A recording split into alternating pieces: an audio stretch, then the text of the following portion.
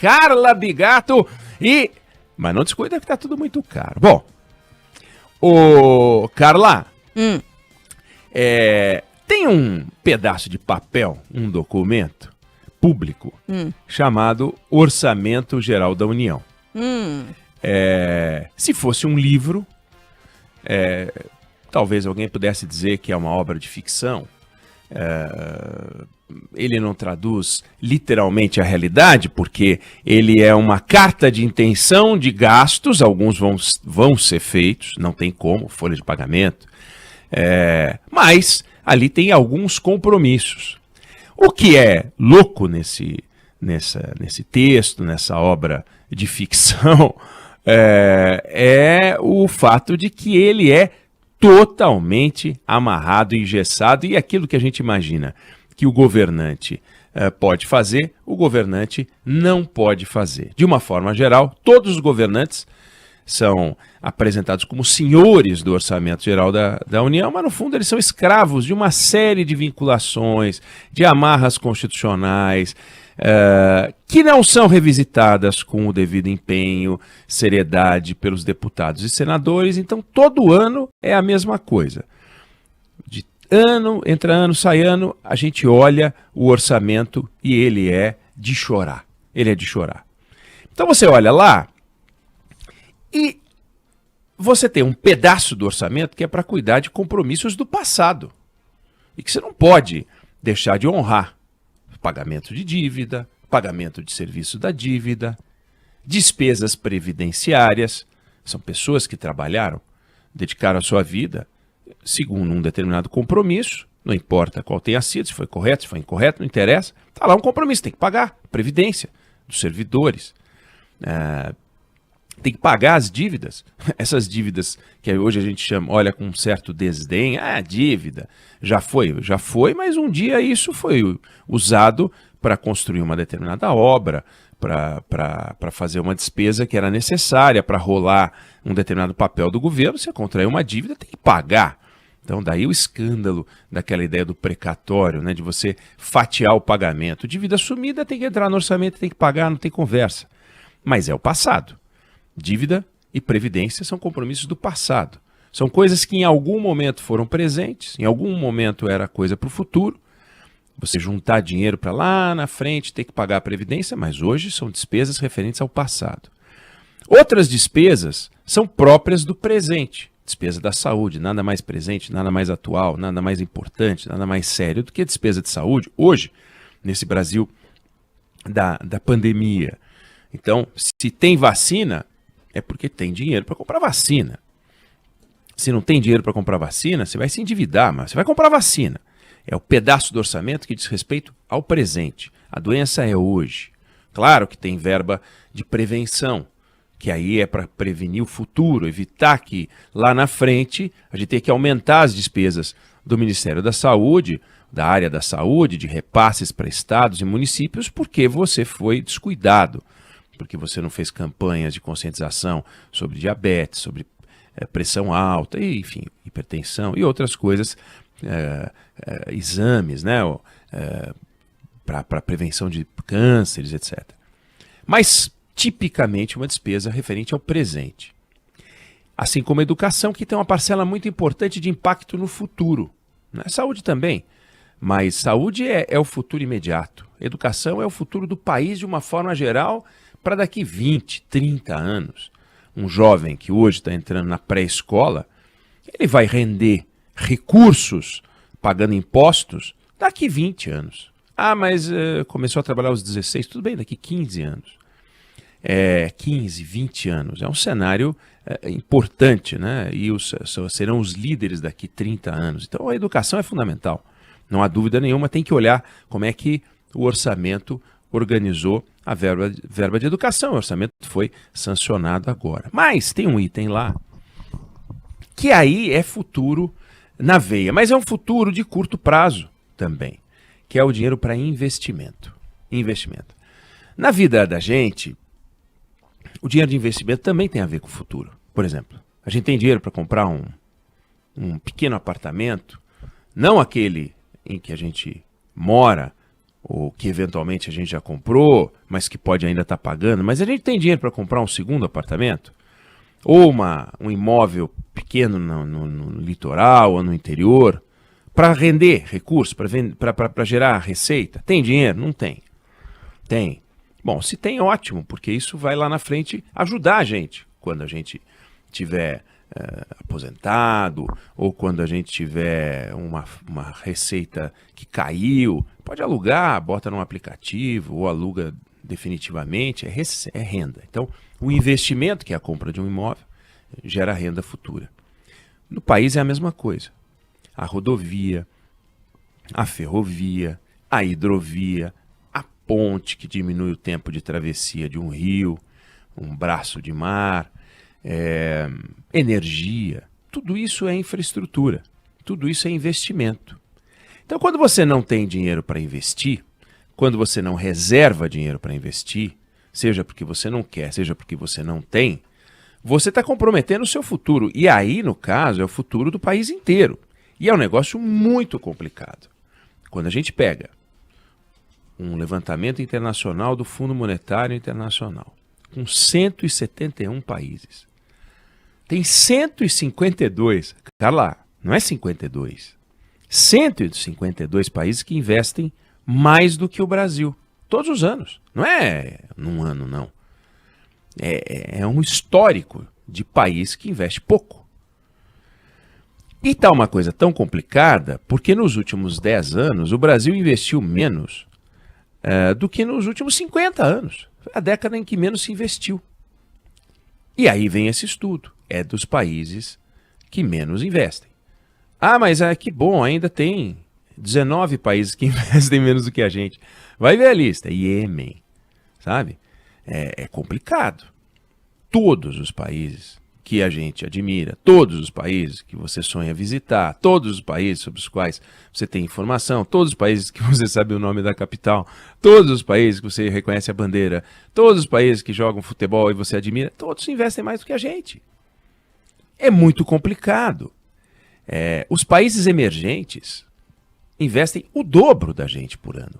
O dobro da gente. E aí entra público e entra privado. Entra público e entra privado. Mas a grande queda é no setor público.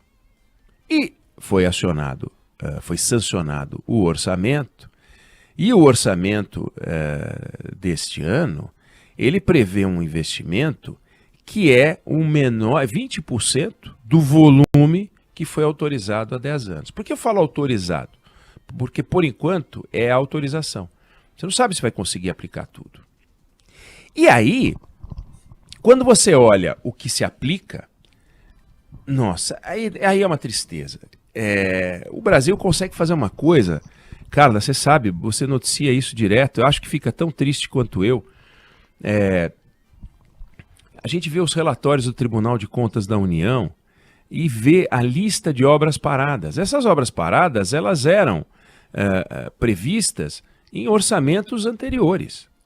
Aí você vê o relatório do Tribunal de Contas da União do ano passado, de alguns anos atrás, e é sempre a mesma coisa. Eu peguei um relatório que se referia a 1995 e já tinha ali uma lista de obras paradas. Dezenas de milhões, centenas de milhões, vários bilhões de reais aplicados em obras que eram interrompidas. Mas aquele dinheiro foi colocado. Imagina, Carla, se você tem, você compra 10 apartamentos, não um, você compra 10 apartamentos e consegue fazer só 10% de cada uma das obras. Você tem o equivalente a um apartamento acabado, que seria 100% do dinheiro, na forma de 10 apartamentos, 10 inícios de obras, 10 prédios e esqueleto, e você aplicou todo o seu dinheiro em 10 obras que não vão te render nada, nada, nenhum real, porque só 10% da obra estão feitas, ou 5 apartamentos com 20% da obra. É uma inutilidade. É um desrespeito que você cometeria com você mesma, um problema particular, você diz, não, eu tenho uma predileção por obras que não se encerram nunca. Mas quando você entrega para alguém a gestão do seu dinheiro, e no caso o governo não pede, por favor, né? Ele vem e toma a nossa grana daqui, tira 35% do nosso dinheiro, pega um pedacinho bem pequenininho, coloca em investimento e as obras não acabam. Mais da metade das rodovias do Brasil tem problema de pavimento. Se você falar, vamos fazer o seguinte, vamos recuperar as estradas que precisam, vamos duplicar as que precisam ser duplicadas. Tem que ser, já está claro que tem que ser duplicada.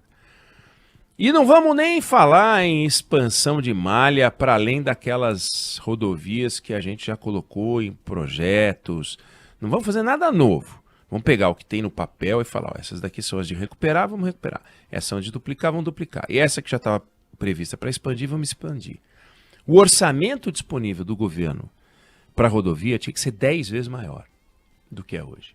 Então hoje a gente consegue fazer 1/10 daquilo que o Brasil teria que fazer para cumprir esse mínimo.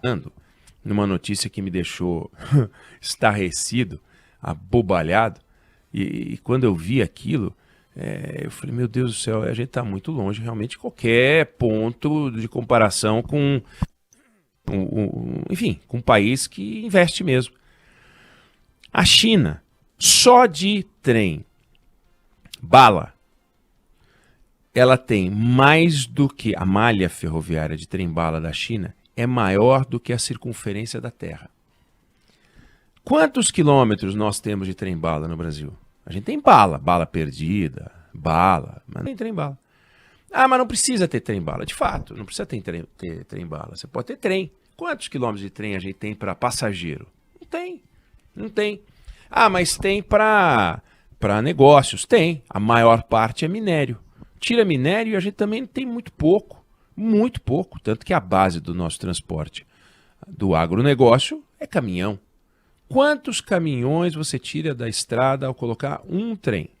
Não, são centenas, em alguns casos milhares. Um dia de trem com um dia de caminhões em geral. Você tira milhares de caminhões. Isso não quer dizer que você vai tirar, você vai realocar. Então, a gente investe muito pouco. O dinheiro que foi reservado para o orçamento deste ano é 42 bilhões de reais, é 20% do volume autorizado há 10 anos. O investimento brasileiro diminuindo ano a ano.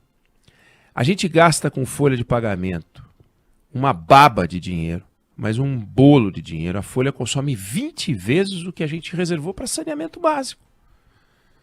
Isso quer dizer que os funcionários estão ganhando muito? Não, quer dizer que a gente não sabe montar orçamento. Ah, mas tem amarras constitucionais. Tem amarras constitucionais das quais se livrar. Algumas a gente não consegue se livrar porque são cláusulas pétreas, talvez uma ou duas. Mas o conjunto de subsídios e desonerações que o governo abre mão de receita, e são várias, mais do que dobraram na última década. Isso é dinheiro que sai do orçamento e, portanto, não pode ser alocado para investimento.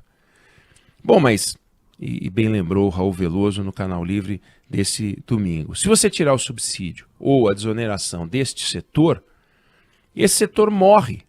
E se ele morrer, ele não vai gerar imposto. Então, é quase que uma fantasia imaginar que, ao de a desoneração, você está abrindo mão de receita, porque se você não abrir mão, o setor acaba e não vai ter receita. Tudo bem, faz sentido o que ele está dizendo. Mas a gente tem quase 400 bilhões nesse item. E tem 40 bilhões em investimento. Então, a gente não revisita os números, a gente não olha para essas coisas. A gente simplesmente fica observando o que o governo faz, como é que o governo organiza, o Congresso aprova. Agora, verba para os parlamentares aprovarem suas emendas tem 36 bi, do tamanho do investimento.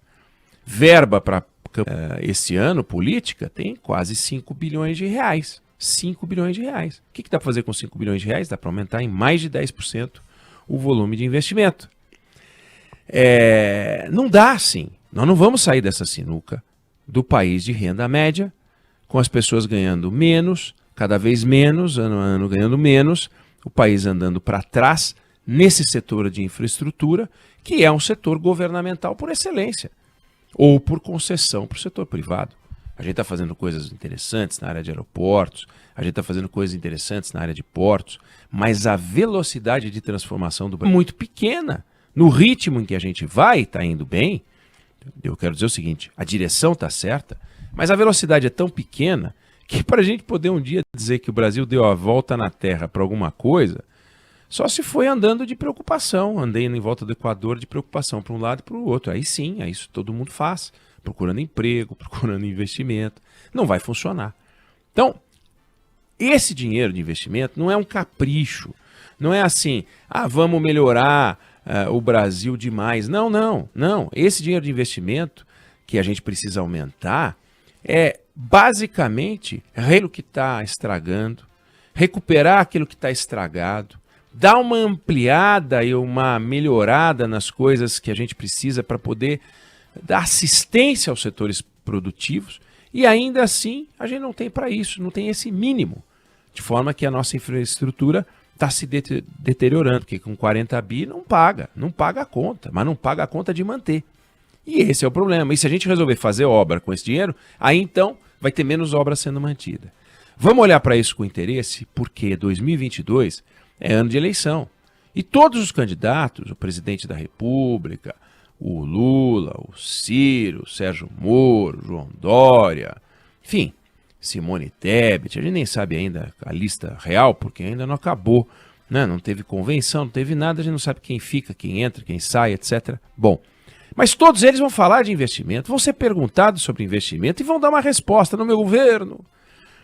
Bolsonaro vai dizer que no próximo mandato vai aumentar investimento. Os outros candidatos vão dizer que nos seus governos vão aumentar investimento. Todo mundo vai aumentar investimento, mas todo mundo vai aumentar investimento no orçamento seguinte. Só que o orçamento de 2023 vai ser feito em 2022, esse ano. Então a gente já vai ter o primeiro ano comprometido. Então o primeiro orçamento do futuro governo, seja ele a reeleição ou não, vai ser feito em 22 para 24. Então vai ser o orçamento de 24, 25 e 26. Aí já vem 2027. Quer dizer, como é que a gente vai fazer para avançar? Então precisamos cobrar uma resposta objetiva. Como disse a Juliana Rosa ontem, ela ia fazer uma série de entrevistas com economistas ligados aos candidatos. A pergunta sempre tem que ser como? Como, né? Como? É a coisa que eu falo na hora do almoço. Você quer isso? Quero, eu como. Mas não é só isso, né? Isso eu faço e só aumenta a barriga. Não, a gente precisa aumentar a musculatura do Estado, aumentar a musculatura do país. E para isso, gente, precisa perguntar como. E nós vamos perguntar muito como esse ano, porque não tem condições.